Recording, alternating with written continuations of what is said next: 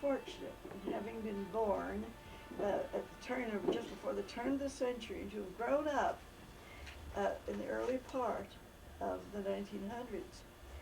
I was named Louise after my father's eldest sister, who was, and also my mother's name was Etta Louise. So that's how my early name was Etta Louise Gerolman. I dropped the Etta. My mother was called Etta, but my aunt had been Louise, and I liked, but my folks thought it was the best for me. I was the youngest of 5 children. My brother Walter, being the eldest, about 14 years older than I, and then my sister Grace, who was 2 years younger than Walter, Alice, who 4 years younger than Grace.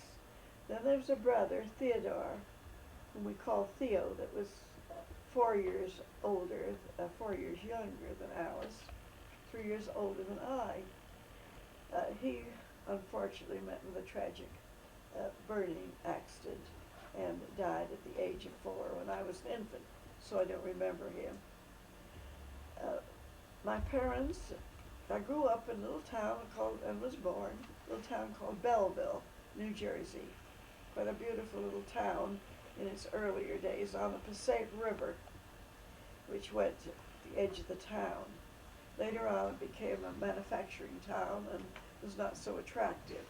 We were near enough to Newark and New York so that we did have access to those places. It was almost a half a day's journey to go to New York in those days, and our one big holiday seemed to be to go to Coney Island. To do that, we had to take a train, the Erie, which the tracks ran back of the house, and we were on the wrong side of the tracks because we later on moved the other side, built a big, and moved to a bigger house. But my father had to be near the tracks that delivered the coal and lumber, which made up served his business. We had about quite an acreage that I understand my grandfather had given to my father. In fact, he gave each of his children the equivalent of a farm. He must have been a smart old guy because he bought land in New York, I understand about the center of New York, later on exchanged it for land in New Jersey, later on in Newark, where they made their final home. One of the little towns that he was born in, Morris County, a little town that was not a town then, it was called Peapack. I understand Jacqueline Kennedy had a lovely home there. It became sort of a bedroom for the New Yorkers that wanted country living. My first teaching job was in Mendham, beautiful little town in Morris County, and it happened that my father had lived there and had a lovely home, I understand. I have Aunt Lizzie's letter, which I'd like you to read. That will tell about that home. But to go back to Belleville, we had, as I said, about 10.5 acres, I believe, and my father had it in all kinds of fruit and vegetables, kept a cow so we could have fresh milk and cream on everything, and own eggs from chickens that scratch for a living, and they were a lot better than the ones we get today from chickens that are kept up on wire all day. My mother was, at the time of the marriage, my father was 37, I think, my mother 18 and a half. She had been living in Michigan, and my understanding is that she had quite finished high school and was going to teach 2 or 3 children in upper Michigan, and met my father on the train. And I understand he probably was looking around, and about that time, I understand that he had gone to University of Northwestern University with some idea of becoming a minister. But I think he didn't have the background, enough Greek and Latin. And then I understand that he had been engaged to a minister's daughter, and she turned him down because he'd had a terrible temper. I never knew the story. Well, so he was obviously looking around for a wife. My mother was a pretty little gal of 18 and a half, and on this train, it was going up to the lumber camps, and it was filled with a lot of woodsmen, some of them drunk, I suppose. And my father kind of had his eye on my mother to protect her. And he wore a little bow of white ribbon on the lapel of his coat. And you may not know, but that was the sign that he had taken the pledge not to drink. This was a time of Frances Willard, who was the founder of the Woman's Christian Temperance Union, which I think is in existence today. My mother said that gave her confidence in him, and he lent her a newspaper, raised the window for her, and later on knew where she was going and sent her books and maybe came to see her. At any rate, they were married 6 months later in her parents' home in Saginaw, I believe. It was either Saginaw or Flint, Michigan. My father's residence was in Newark, and that's where they went after the marriage. Well, to go back to my childhood,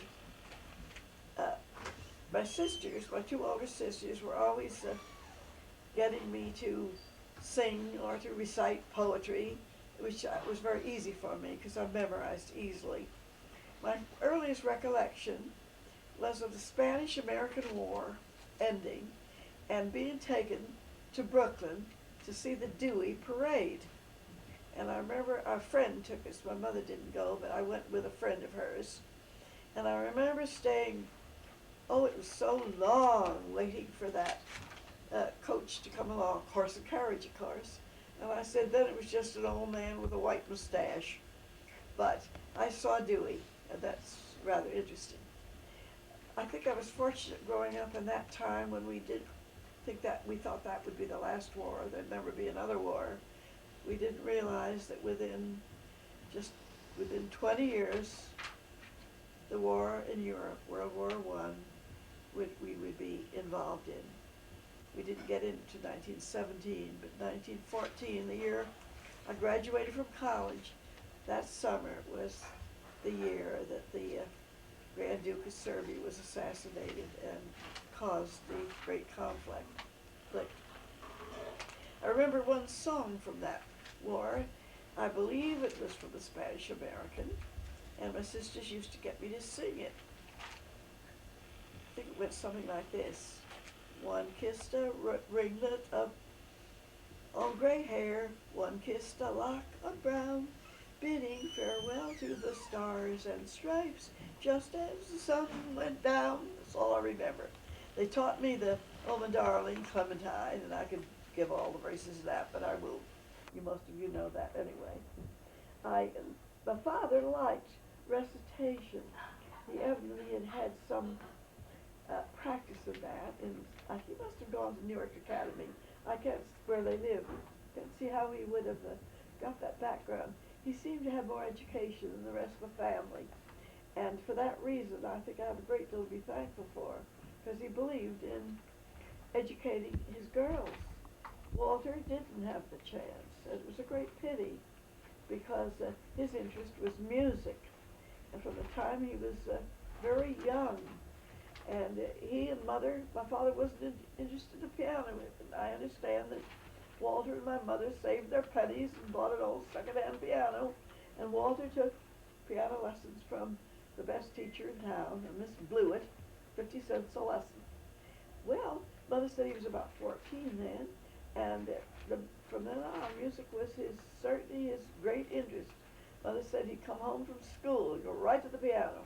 She thought it might have been better for him if he physically had gone out and played baseball, but no, the piano.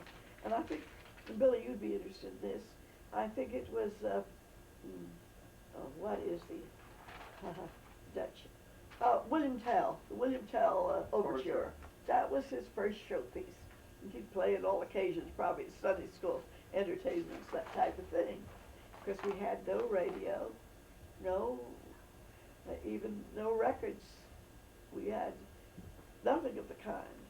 And one of my recollections is that Walter had what we call a magic lantern.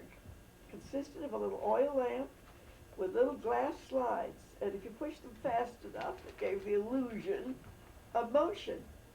Well, I remember being so thrilled. Walter's going to show his magic lantern. We go down the cellar, where it was dark, and hang up a sheet on the wall, And here would be these little glass pictures of more cartoons or single slides. That was a thrill. But I think what the children have to look at this day, you can see the difference. Well, there was some disagreement between my father and Walter left home at the age of 19. It was quite a disgrace to leave home in those days. Now it would be a disgrace to live at home too long. So you see our morals and our manners change over the years. We come to accept many things that we didn't in those days.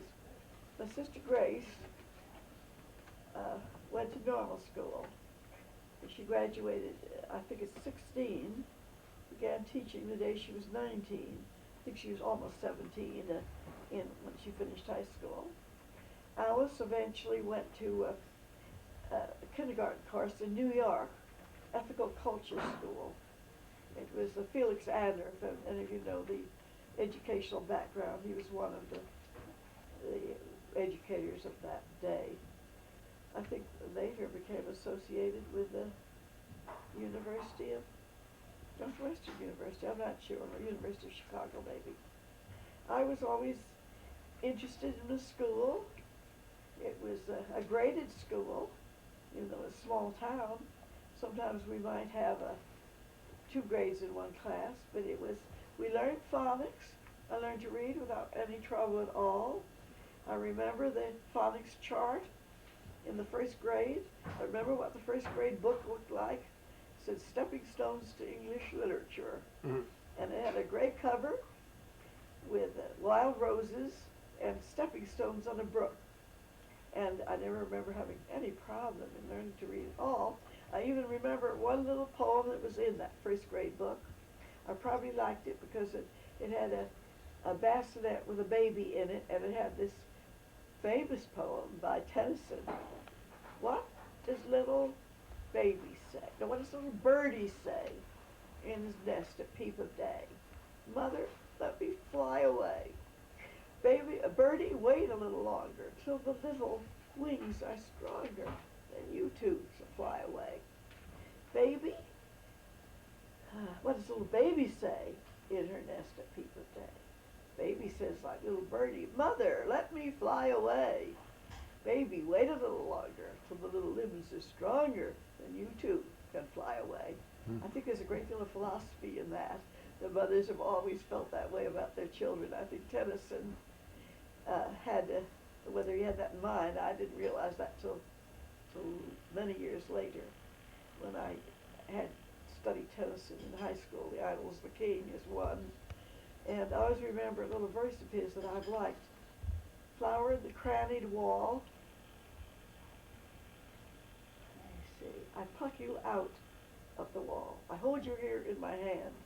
Stem, root, branch, and all. But if I knew what you were, little flower, root, stem, branch, and all, then I would know what God and man is. I've always liked that. I don't know that I have it complete or not.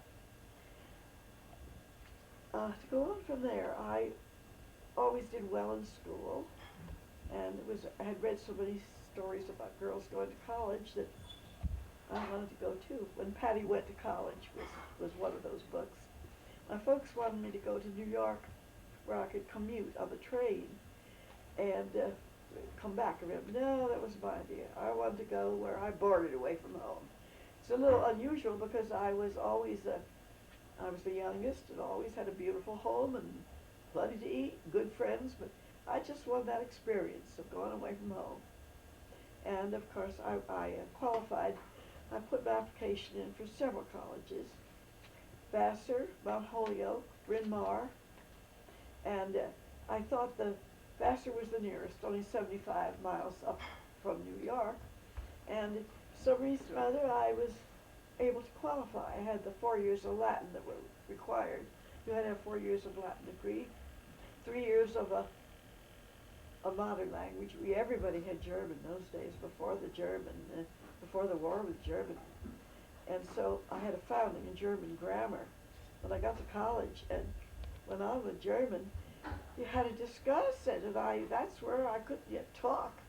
It was very difficult because I'd had the way German was taught in the high schools then, except the people that went to the private schools in New York where they maybe had real German instructors, it was just translation, easy. English into German, German into English, and the stories. Now here in, where I'm living, in Bakersfield, the Mennonite, village, heritage village, the Mennonites, there are quite a lot of German people. I'm having a little fun talking with them, what I can remember. For instance, the other night, I said, they talk a little German. I said, well, I want to try out some of my German. It was the Bible class I was going to. Instead of having the Bible class, I wanted to talk German. However, I said that when you ask me, wie geht's, which is a way people ask, how are you, in German. One woman said she could talk Low German, so maybe that would be conversational. Wie geht's? I said, I learned how to answer that from my brother-in-law who had a little German in college. And I'll do it very slowly, see if you can understand it. Wie eine Ganze, aber nicht so wackelig. And someone didn't know. I said, am I saying it right? It means like a goose, only not as lively. And I said, I certainly am walking that way now. Well, I'm wandering around to where I am now, at Heritage Village near Bakersfield, where I came up just before last November to be near Margie. To go back to my childhood, as I said, I grew up with abundance of everything to eat, and I was a skinny little thing. I evidently didn't like a lot of things, but I remember the day when I suddenly decided that I liked fresh peas better than canned peas. Before that, fresh peas just out of the garden have got a strong taste. I didn't think I liked them at first, but one day I tasted them and thought they were wonderful. Now we can hardly ever get any fresh peas here. It's at least very few, and they don't taste like those that we grew. My father's hobby was growing grapes, which he exhibited at the county fair every year. I remember they'd be bagged early so the birds wouldn't get at them and the dust would be kept up. So I understood at least 18 kinds of grapes. There were those that with the thick skins that wouldn't come off like our California grapes. Most of them would be like Concord grapes. There were tiny little red grapes that would be like wine grapes. There would be great big purple grapes, and there'd be white, the muscat grapes, all kinds of grapes. But we did have corn, fresh corn, right from the field. Mother'd have the pot of water on, and Father'd go and get the corn, and then it would be in the pot for 5 minutes from the time it grew, and that's what it tastes good, really. My father would exchange. He owned a lot of land beside the 5 acres on which he built houses. When times were slow in the lumber business, then he had the land on which he could build houses, which he did. And I remember some of them were called double houses. There would be 2 dwellings, one on either side. Some were the single ones with 2 stories. And some would be the flats up and down, and they rented for very little. I think those that were double would be $10 or $15 a month, and maybe the single houses maybe $20 or $25. But everything was in proportion. The men that worked in the factories earned $1 a day, and I think that's what my father paid the men that drove the horses to deliver the trucks with the coal and the lumber. We usually had our noon meal, a dinner. I don't know why. I guess because Father got up so early. And then we had, after all, when the sisters my brother away from home, whether we'd have dinner, working away from home, we'd have the dinner. Walter had come all the way to the West Coast by playing the piano in it was called the Pit in those days. He had joined the Barrymore troupe, the father of the Barrymores, the royal family of the movies, I guess, TV later. Maurice Barrymore was the father, and there were the 3. Lionel, whom I'm sure some of you older people have seen in the movies. and John Barrymore and Ethel. And I think when the company went broke in California, and that water came home, that trunk came home, and I was so interested in seeing the clothes, the things that he had in the theater. They were the Spanish clothes, such as the Spanish dons had worn, the flat hat with the little brass trimming, the coat, the pants with the brass, the flared pants with the brass, and the jackets that you maybe see in pictures of the early settlers in California. My idea was these plays must have been written about the early California days when the Spanish had to move out, you see, and they would deal with that period of after the war, when a great deal of sadness about it, such as in Ramona would be an example of the type of thing that happened. And I remember the grease paint, the big sticks of grease paint. I was only 8 years old at that time. And I remember the day, the great rejoicing when Walter was coming home. And obviously the fatted calf was killed and wonderful dinner prepared. And I remember Walter taking me on his lap and saying, "But she's so little." It was a skinny little thing. "She's so little." And putting a little ring on my finger that had a tiny little diamond in it and a little gold pencil, which I have to this day. And those are memories that I treasure very much.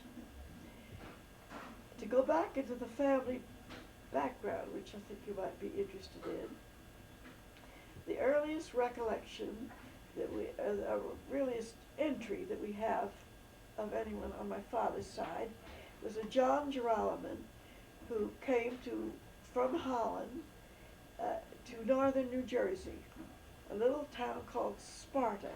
And the entry is from the Revolutionary War, in which he was must have fought. I think they call it ensign, maybe, although that belongs to nautical, doesn't it, more? But at any rate, John Geralaman was the early ancestor.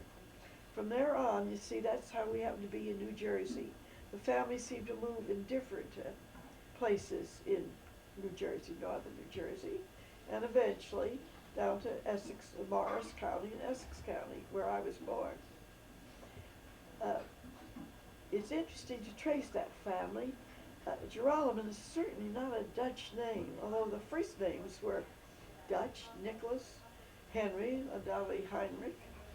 There was the Elias, Thomas, for which my line came, Thomas. He was my grandfather. My thought, this is just somebody traced the name, and they saw that the Geralamans lived in England and had come from England to Holland. We don't have any dates for that, or any heritage as far as our family went, only the name. Well, Geralaman is certainly not an English name, although on the records, I think they said that there was one, Anne Geralaman, who was lady-in-waiting to one of the queens, Queen Anne, I believe, also. So the name Anne Geralaman is carried on now. Now, this is only then the same man who traced the name to the Greek Hieronymus, who was a Greek historian, and the H's became J's. That seems logical to me, that the Greeks, as many of you know from history, the Romans conquered the Greeks. The Greeks went to Italy with them because they were better educated. The Romans had been dealing in warfare. They were their scribes. And then when Caesar's legions went out to Britannia, which later England was part of Britannia, that's how the Geralamans. First we have the name Girolamo in Italy, spelled with a G. Girolamo Savonarola was a monk who was burned at the stake for his heretical views. Now, knowing the Geralamans, they were always wanted to follow their own way, and that's probably why they left England to come Dutch. Our histories tell us that many people left England. I think that was might have been the early 17th century, because they didn't want to go to the Church of England. They had their own views. And so when they were in Holland, they had freedom of religion, and I guess were Protestants. Then, even our histories tell us that they didn't want their children to remain Dutch. They were speaking Dutch, and when they had the chance then, the king gave grants of land to those that wanted to come to the new country that I guess Holland had claims to a lot of land, and that's when they came over here. I thought it was kind of interesting. On my grandmother's side, my father's mother, she had been descended from the French Huguenots. Her name was Shangle, her name. And they were, the reason for their anti-Catholic point of view, which of course we don't agree with anymore, was that the Huguenots, if you remember history, were persecuted during that period in Europe when the Catholics were at odds with the Protestants. So that accounts for some of my father's and Aunt Lizzie's attitude, which was ridiculous, but that's where they got it from. I thought you might want to know. Okay. I remember Aunt Lizzie saying, when your mother, Bill, there was you'd be interested, he was a cousin of Alice Rosser's, Catholic, wonderful young man. He was in the Air Force. He was visiting Alice at that time. This war was going on, and he wanted the girl to take out. They thought it'd be nice if he took Margie out. There was nothing romance at all. It was just that Margie loved to go dances, and Bill knew his name. He had got his wings. He was what'd you call it in the Air Force? Lieutenant, I guess. Lieutenant? Yeah. And he was just a charming, fine young man, cousin of Alice's. So naturally, Margie was tickled to death to go. And Aunt Lizzie said, in a hoarse voice, as she got older, she got a more deeper voice, "Louise, do you know that he is a Catholic?" Oh, Harold and I thought that was ridiculous. We just liked him, and we had no religious bias at all. We believe we don't to this day. On the side, you'd be interested in hearing about the Fenton family, the founders of Fenton Potteries, which could have the history in New England. My grandmother's name was Rosalinda Hill before she met Jonathan Coomer, that was my mother's father. On the Fenton side, my mother's grandmother was Rosalinda Hill, and her mother was Harriet Fenton, and that was the beginning of the Fenton Industries. And they were in New England, found in northern New York, the Fenton family, and New England. And if you ever visit there are different potteries that can be found. I know some may still be in existence. Others, the history is contained in a book which Roland gave me, and I want Margie to have the pictures and history of the Fenton family and that industry. I thought if I ever got to New England again, which doesn't seem likely, one place I wanted to visit was a place called Rehoboth. Rehoboth, I believe, is the correct pronunciation. It's a biblical name,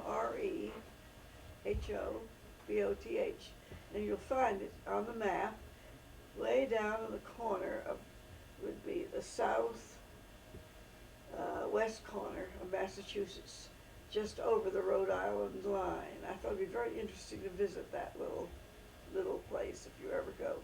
I understand they're a very important display of the Fenton pottery at Burlington, Vermont. But look in the book and you'll find information about that. On the Coomer side, I can only tell you a very little. My grandfather, I know they used to come to visit us. He'd been in the Civil War.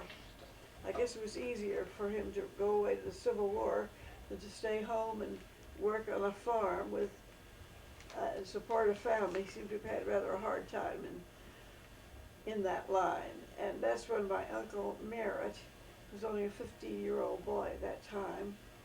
And the horses ran away. I understand he was driving a mowing machine, operating a mowing machine. The horses got frightened, and that's when he fell on the knives and lost his right arm. And I understand he almost lost a leg too, but they saved that. However, He was in his car. he became almost the main support of that family. He learned telegraphy, and of course with his good left arm was able to operate the telegraphy machine. What I want to hear about is how you met Carol. Oh, all Story right, behind that. I'll skip that over. But I will just tell about Mother. When my father wanted to marry my mother, I think her brother thought maybe we better find out who this man is from New Jersey that wants to marry my little sister. But by using the telegram, he was able to communicate with Newark and inquire into the family background. And the report all came back very good. They were known and respected family in Newark at that time. So I guess they got the okay to go ahead. How I met my husband is rather interesting. It shows that sometimes these things happen without any of our own doing or searching or conniving in any way. I think it was Shakespeare who said, hanging and wiving go by destiny. Well, be that as it may, I know that my meeting with my husband, future husband, came just out of the blue. I was 28, I believe, that time, and naturally wondering whether Prince Charming was ever going to arrive or not. Well, we had recently moved to Los Angeles, and Father had bought this nice house, big two-story house at the corner of Harvard and Santa Barbara, which they now call King Boulevard. And it's now, that land has long ago been converted to a car wash. So if you ever pass Harvard and Santa Barbara, you know that was where our former house stood.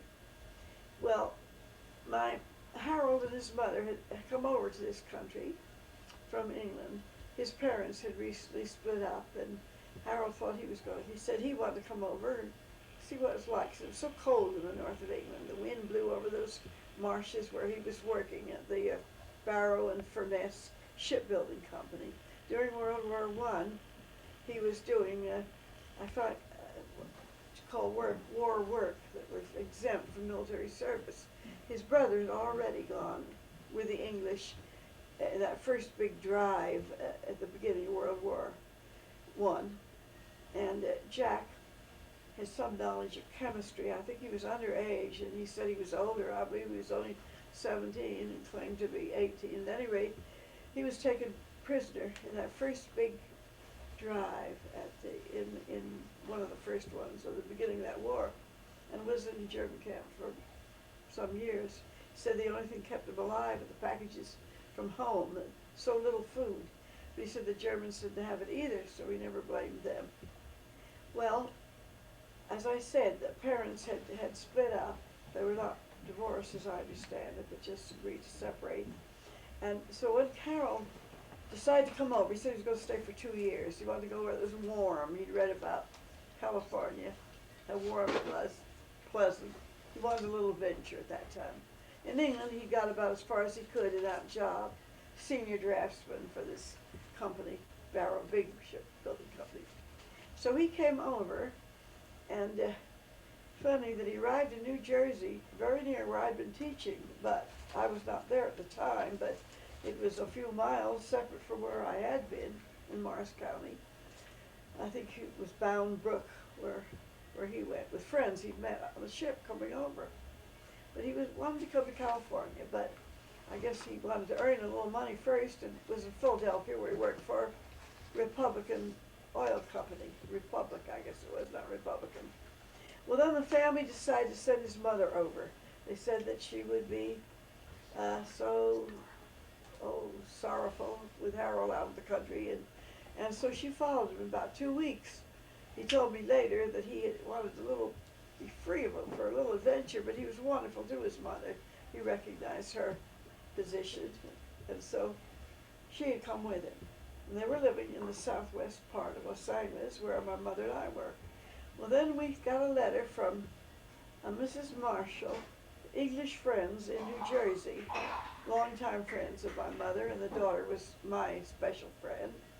And Mrs. Marshall wrote Mother that she'd had a letter from her cousin in England who had known Mrs. Skinner.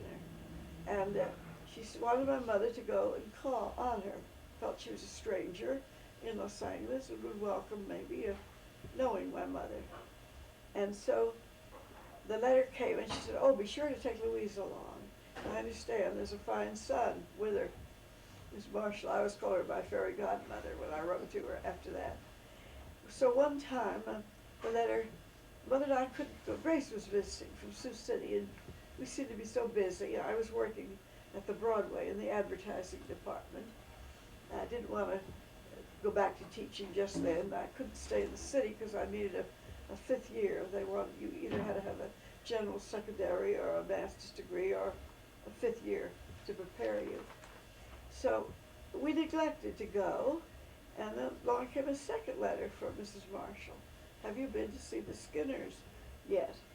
And so I said, Mother, well, I'd come home from work, so let's go tonight. And I remember I had a new suit that I thought looked pretty good. And so after dinner, we went by streetcar. We didn't have any other conveyance, and I don't think my father wasn't driving it.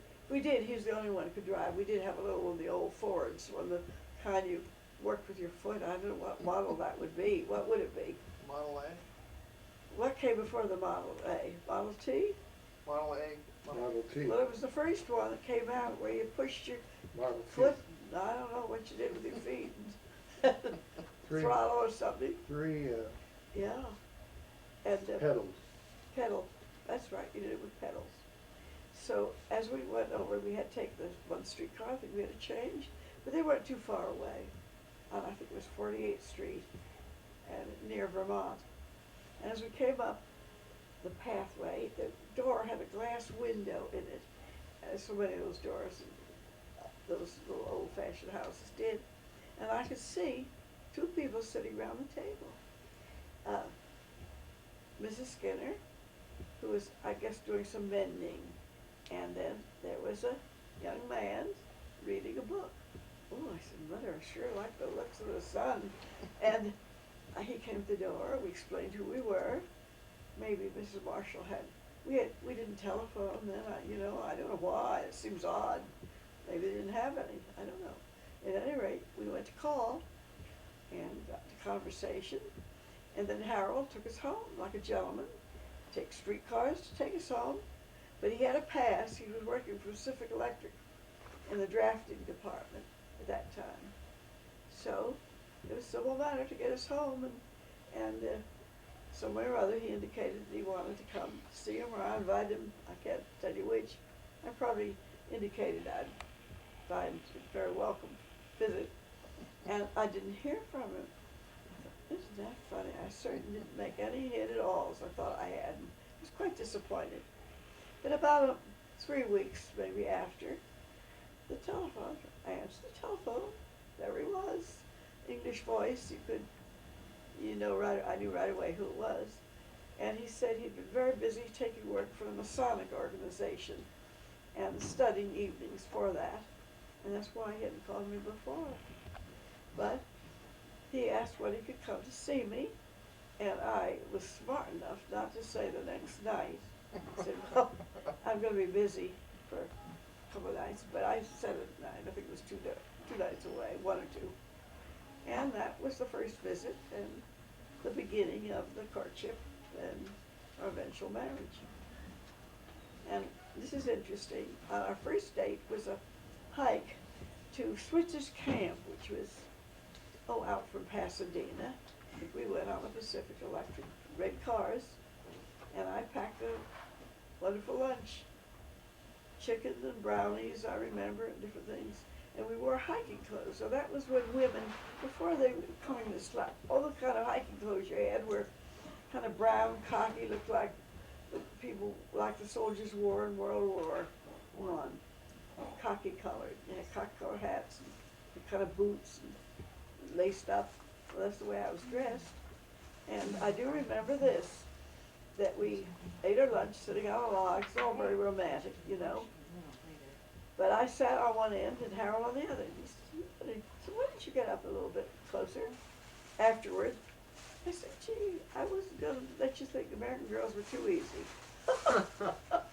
Well, of course, that maybe was a little, I probably would have done differently now. However, that was the beginning. And then our next date, we took our two mothers along, and it wasn't for protection or to chaperoning, but Mrs. Skinner hadn't seen much of California, and it seemed, I think Harold was a little reluctant to just leave her on her own all the time. Of course, when he came to see me in the evening, he didn't bring her over. Oh, and I practiced up on the piano. I knew he sang. He had a good voice and music. And I practiced up a few things so that I was able to play. That was my first visit. But on this date, we took our mothers to Santa Barbara. No, it wasn't Santa Barbara. San Fernando Mission.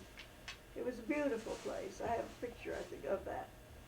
And that was the picture that I have where Harold, he was a camera buff. He loved it. He had two cameras with him. And one was a little tiny one he called the baby camera, and that took good pictures. The other had a Zeiss lens. I think I gave that camera to Dave. It was the kind you had to have exact, pull it out an exact amount and know the exact distance from the, whatever you were taking, you know. It was more difficult to operate. But that was the first date. After that, How long did you date before he popped the question? 7 months, and then we were engaged for 7 months before I got married. So did he pop the question in an unusual way, or just how did it happen? Oh, you don't want me to go to that. We were at Laguna Beach, and it was a weekend of Labor Day, and he'd met Alice and Tom in the meantime and liked them.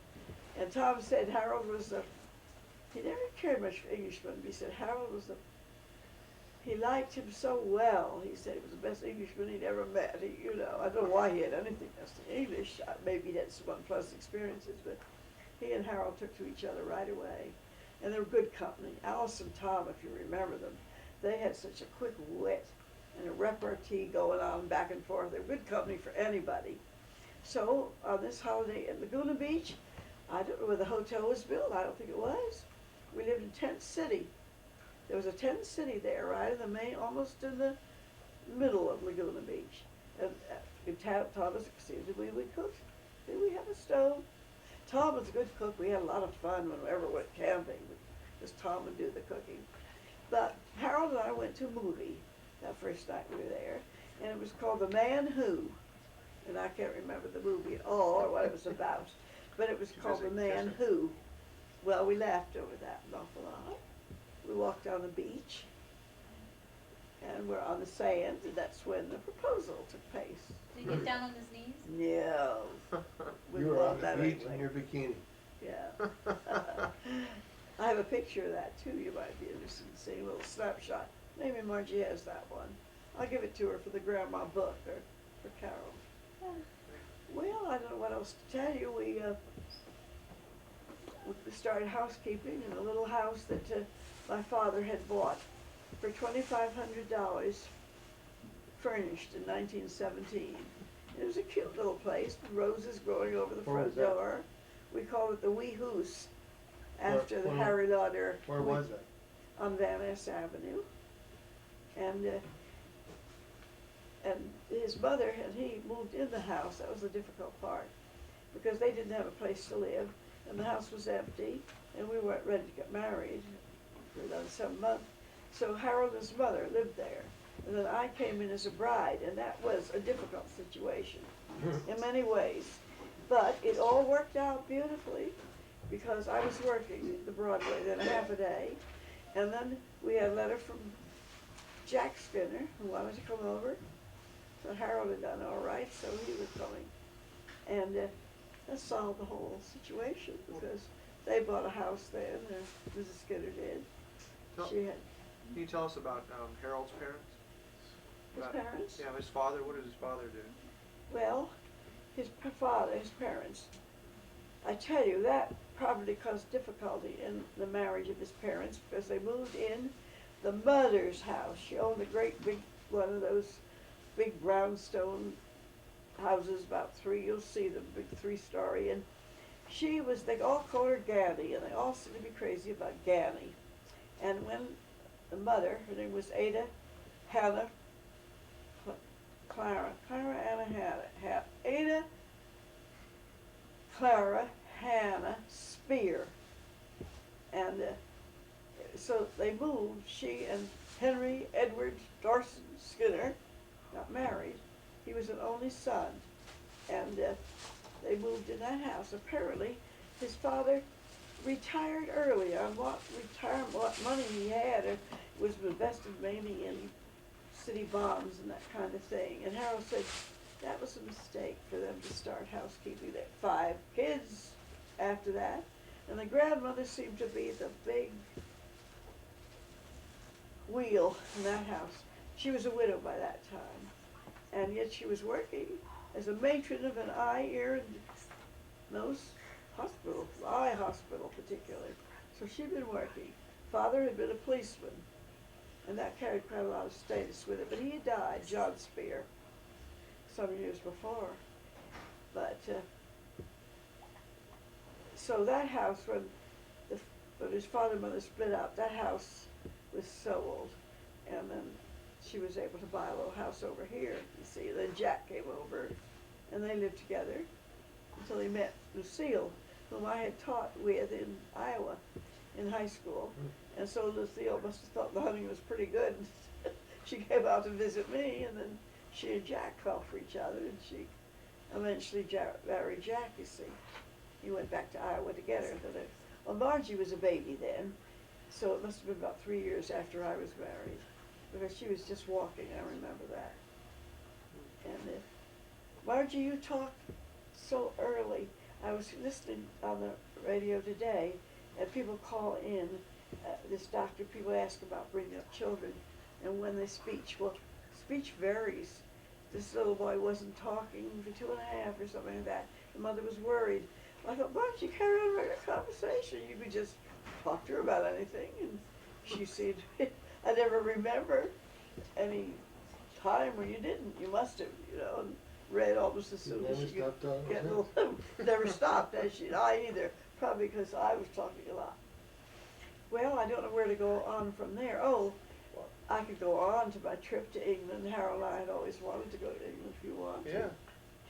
Yeah, that sounds good. Well, of course, those early years of marriage, Harold had a good job. The first 7 years we rented a little house, paid my mother $25 a month. I think Harold's salary was $175 when we got married. It was $150 when we got married. You could buy a lot of things with that. And then when the children were born, my mother had a pretty good income, my father having died, and she was so generous with it. She gave each of us girls a certain amount a month, and I was able to have a girl to come and help me daily, not live in, but help. I thought when I had 2 children, it was awfully hard to do the work. Now I see people that do. Margie's always done a lot more than I ever thought I could. But I was a little older when I got married too. That made a difference. And I would never help much around the house. I had older sisters and help in the home. And about all I did was wipe the dishes on Sunday for the hired girl to go so she could get her half a day off. Kept my own room, of course. I don't know what else to tell you. Life at college or Well, how that about trip. the Depression? What? The Depression. Oh, yes. So during that Depression period, we bought our nice house in the Wilshire district. In the meantime, we had bought lots. Harold he had saved money. He was thrifty, but not mean at all. He was always so generous with anything to do with me or presents or anything. Always wanted to bring me something whenever he'd bought anything for himself. But he was thrifty. He always believed in having a little bit put aside for a rainy day.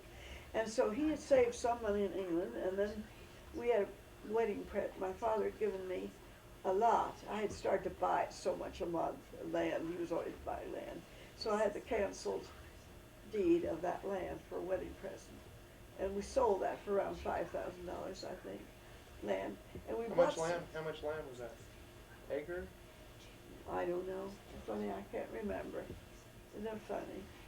No, it had 6, it was about that, yes. or half acre, and it was in Alhambra. And then the Depression set in, and it was setting in. And we liked this house that we wanted. We were a little tired of that little house where we were living. We wanted something a little nicer. And we had a chance. Jack and Lucille had bought a house up in the Wilshire district. And this Tom had the trust deed. He and his mother invested money in trust deeds. And that's where Aunt Lizzie had her income. I understand she was left with only $10,000 insurance. That would be way back before the turn of the century. But she was so thrifty that investing it in trust deeds to have enough income. And Tom had a job. He worked in a nursery. He was fond of plants, and then got into real estate where he really did very well. Well, after we bought our house, and Harold was doing well, he was working for Foster Kaiser then, and I don't know what, I can't remember, maybe $200 a month, but I know we paid, we gave the lot in Alhambra for the first payment on the house, the down payment, and it was priced at $6,500 the house, and which was a fair price at that time. And I think our land was worth about $3,000. What year was that? We moved there, let me see, I think how old Margie was, I can tell by that. I think it was about 1929. You see the break, yes, because the crash came, might have been 28 or 29. We had a new Buick, which we loved. We paid $1,900, under $2,000. It was a standard size, and I know we paid for it $35 a month. That had to come out of the budget, or $33 a month, buying it on time. I don't remember what we put down, but we loved that Buick, and we drove it for many, many years. Well, when we moved there to Colgate Avenue, it was a nice neighborhood, not far from Wilshire, and that's where Margie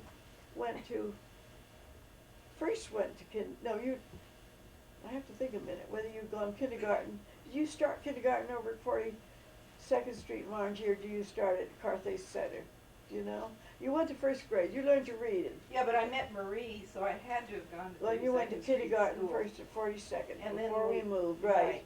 That's right. David, that's right. He had his 3rd birthday at the Colgate house. Well, when the Depression came, other people were losing jobs all around us, but Harold didn't. But they put him as sales manager, Billy, and that was a mistake because Harold hadn't had experience in sales. He was essentially an engineer, and a draftsman. And to put him, I used to help with the business matters, I remember, because he wasn't used to that type of thing at all. And I think that then it was beginning to go down. We didn't have the business and the advertising. And then he was out of work. And we had the house. What did? We gave it back to the owner because we couldn't raise the mortgage.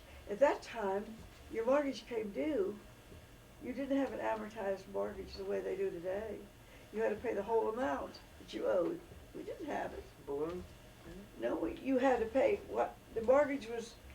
If we put $3,000 down and the house was $6,500, it must have been $3,500. I know we'd been paying $56 a month, which is interest only. So Mother had another house for us to live in. She owned several houses. My father had left her, and that was the little colonial bungalow. I don't know whether you were on 42nd Place, and so we went there. We're very glad to have it, And we paid her $25 a month. If there was any time we couldn't pay it, it was all right. She would, and the legal ad made me think during those Depression years, if you had a nice dinner, were able to get it, you invite somebody in. I have never really wanted anything. Always had enough food and good food. The kids never really lacked anything either. Always something came up, But we learned a great deal through that. We learned to budget things. I know I came across little notes about that budgeting. The utilities, maybe $15 a month. The rent was $25. The food was maybe, I don't know, $15 a week. And Harold and I each had $15 apiece to spend without any having to say what we did with it at all. I could buy a whole suit of clothes. I could buy a hat and a dress, a pair of shoes. So you see, everything was scaled down at that time. Well, we lived in that Colgate house for, I think, 3 years. And as I said, came back to the little house on 42nd Place. And those were happy years, although And then you were teaching it was very English? hard on Harold. I didn't No, go back. that's why I was in junior high. You I never didn't went go back to teaching, no, until it was the end, I guess, of the Depression period. Well, no, because Harold, everybody that had something to do, that was the worst. It worried him. He'd worked since he was 16. He'd gone to work to learn the electrical trade when he was 16. The English schools were all year round. That'd be comparable to our high school graduation when he was 16. And so he was apprenticed to an electrical firm. He said he carried his breakfast in a pail. They paid him 6 pence a week, whatever that was. I don't know what you could buy with 6 pence a week. But he learned the electrical trade. He could do anything like that, you know. Then he went to London. His first job was working for the Otis Elevator Company in London. And so he went to school or college at night to learn to get his electrical engineering degree, which he had. And it gave him quite a bit of status to have that degree. And he enjoyed, you know, engineering meetings, and boy, did he have the clothes for everything. I was very impressed when I saw the kind of luggage and the kind of clothes he had. The luggage was a heavy, heavy English cowhide. There would be a ton to lift a great big suitcase, but that's the way they made them in those days, you know. And he didn't have he had the dress suit with the tails. Not tuxedos weren't known in England. I don't think when you dressed up, you wore a tuxedo. All the line was satin, I remember. And he had when we went on that hike, he had the +4s like a Goth, you know, a Norfolk jacket, if you know what I mean. The belt, does Billy know? Those The Norfolk. knee-length Well, they go no longer than that. They kind of, Knickers? well, it would be below the knees, but still you had you had big socks that came up, heavy socks, but this blousey over the knees. They were +4s, they wore them golfing, I guess. And then I noticed he had a Harris tweed, that lovely tweed sport jacket, and good suits. How about your sisters? His sisters? Who? Your sisters.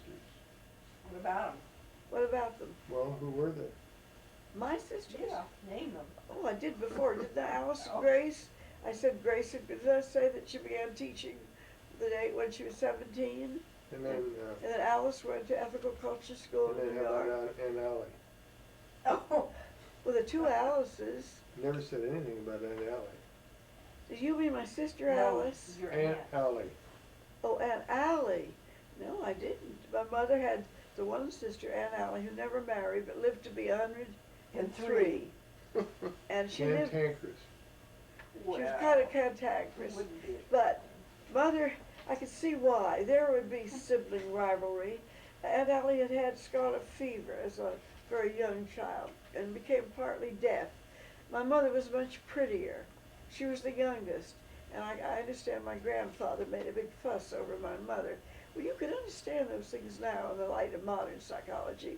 My mother was the one that attracted the beaux, you know. But didn't Aunt Allie have one boyfriend? Oh, she could have got married, yes. She had somebody, a farmer. She taught school for a while. But she had kind of a bad temper, and I don't think got along too well with school. Very outspoken. But she had a lot of good points, you know. And she was very fond of my children, especially David. She made a big fuss over David.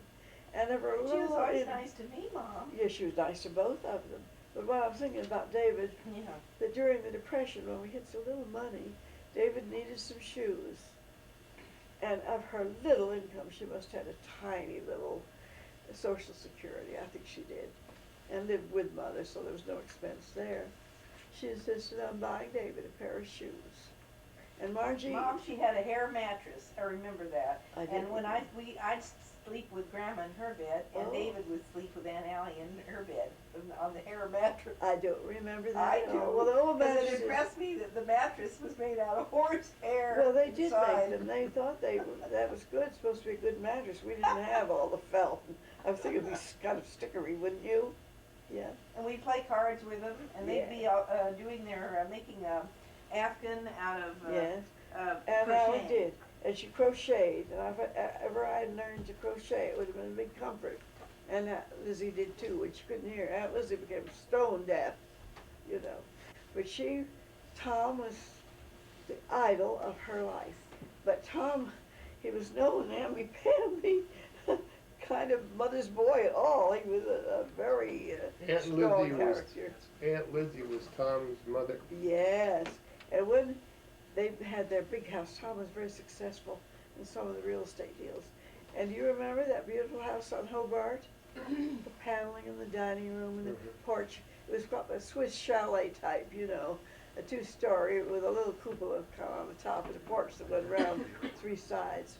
Well, they moved with some very nice people. Judge Smith, Reuben Smith, he was a judge in the Superior Court, was one, and his wife.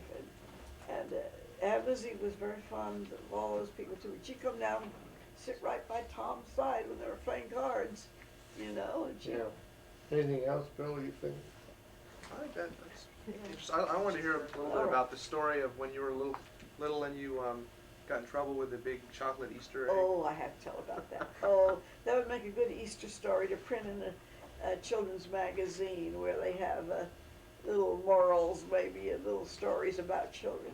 Well, in a little candy store that was across from the school, I'd always be visiting. I was always begging a penny from my father and mother, which was probably not a good thing, you know, for your teeth, but we didn't know quite as much then as we do now.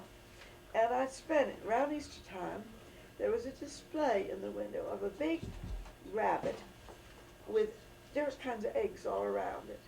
And they were varied in size, from the little tiny eggs that you get maybe 10 for a penny to going on up to a great big chocolate egg. Well, then there was a little box near it with little slips of paper and a card with numbers on 1, 2, 3, 4, 5. We'll say up to maybe 12, and maybe there were duplicates of. No, only not of the big egg. That would be only one.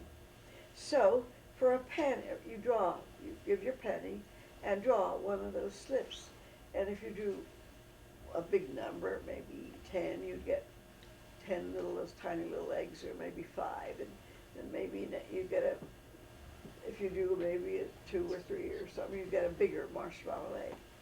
Well, it got every day I wanted to have my eye on that great big chocolate egg, and so one day it was near the very end of the box was almost empty, and as she passed me the box, they were kind of loose, you know, around, and I could see the one that had number 1 on it, and I drew it, got the big egg, and boy, I thought that was wonderful. You know, I knew it wasn't quite the right thing.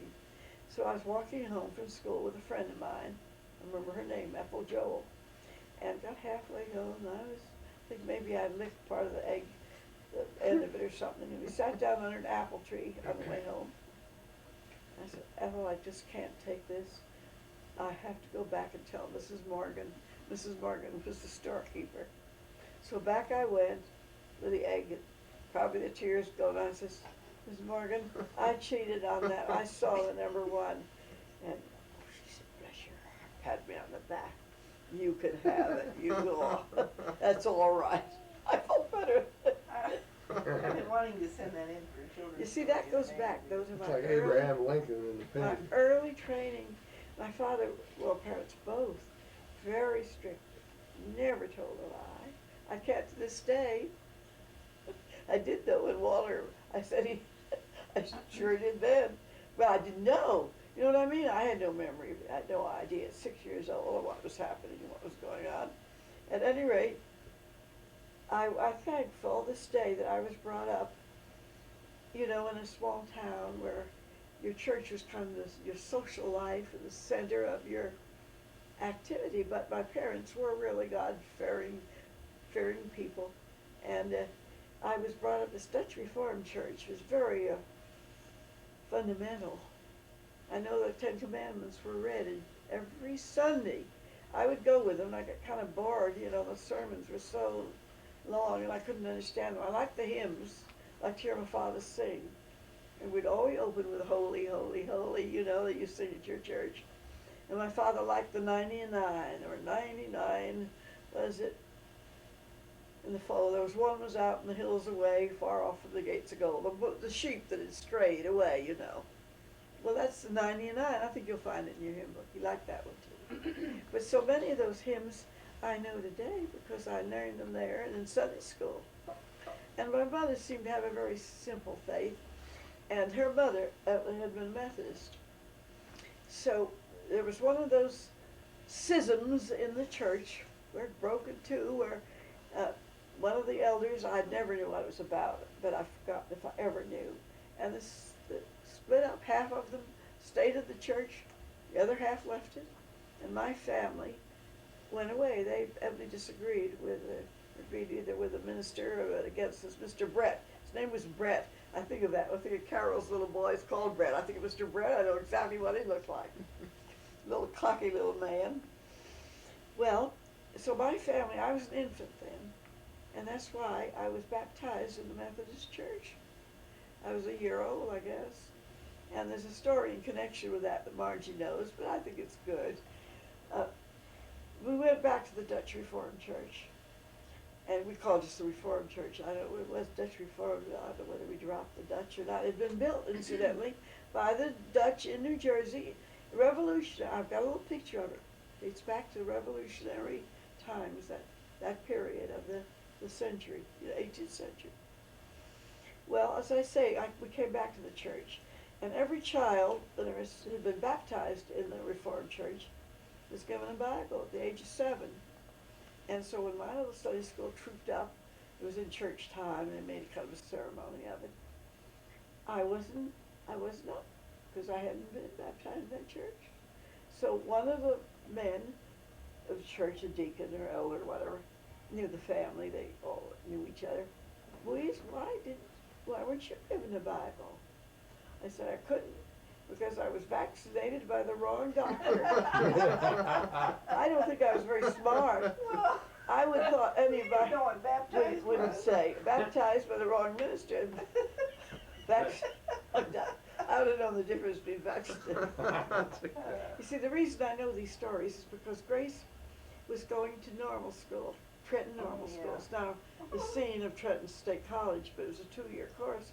And she was studying child psychology and had to write a book. Keep a notebook of children's sayings. You see? So I've got that around to some, if I could ever find it. I think I have it, Mother. But what about you have a work your mother can do? Well, that was Grace. Grace, a lot of children come home and they don't understand what they hear.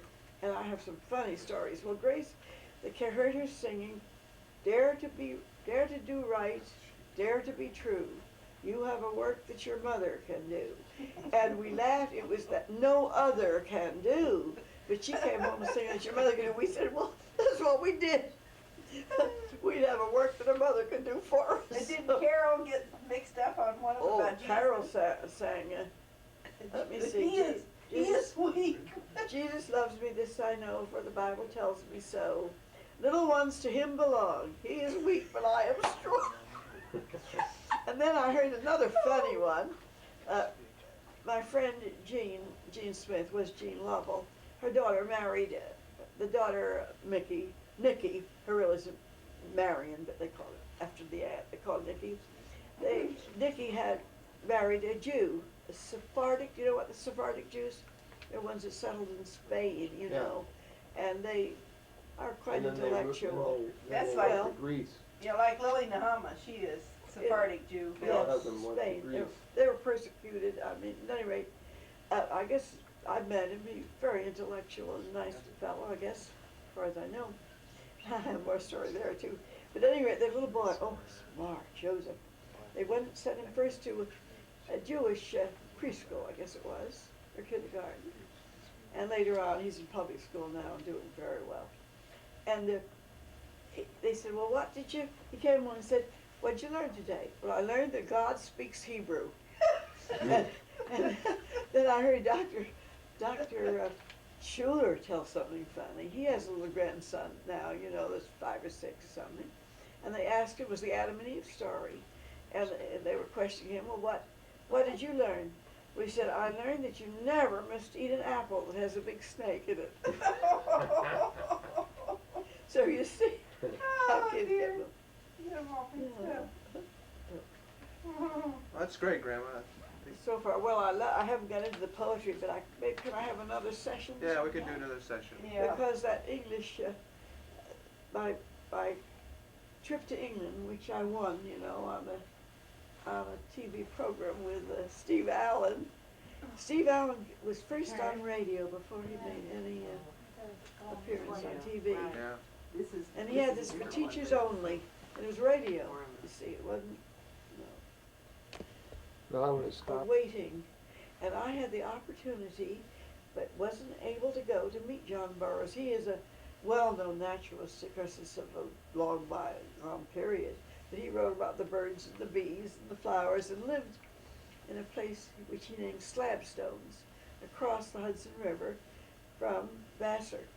And he invited, always every year, he invited the senior class to just come over and visit. He'd take them out in the woods, they'd sit around and bring your lunch and just, he'd talk about whatever they wanted. What an opportunity. I couldn't go, I was sick that day, Oh. couldn't go. Opportunity of my lifetime. Well, it's his poem, Waiting. Margie, if you could go and prompt me a little on that, it's in the 101 best poems. Okay, I get it. But and I tell the grandchildren that. Now, for instance, any of the grandchildren that, some of them wonder, you know, if they'll ever meet the kind of person that they could be in love with. Sue particularly has so much worthwhile about her, and she meets What's all the name? kinds of men, has all kinds of admirers, but never seems to What's the poem? meet the Waiting. By whom? Burroughs, John Burroughs. I think I could start it. Serene, I fold my hands and wait, nor care for wind, nor tide, nor sea. I stand amid the eternal ways, and lo, my own shall come to me. The stars come nightly to the sky, is that right? That's the last verse. Oh, That's okay, go the on. tidal wave into the sea, nor high, Nor low, time, nor time, nor what? nor space, Nor space, nor nor, no, nor deep, nor deep, nor high. nor how I could keep my own away from me. What's the one about the friends I seek are seeking me? I don't know what that one It's is. one, oh no, it's in there. Is it? It's one of them. No, it's not one Yeah, of the. it is. Is it? Yes. Okay, What's it begin? asleep, awake, by night or day, the friends I seek are seeking me. No wind can drive my bark astray, nor change the tide of destiny. I've told them that. The kind of person you are will attract the kind of person you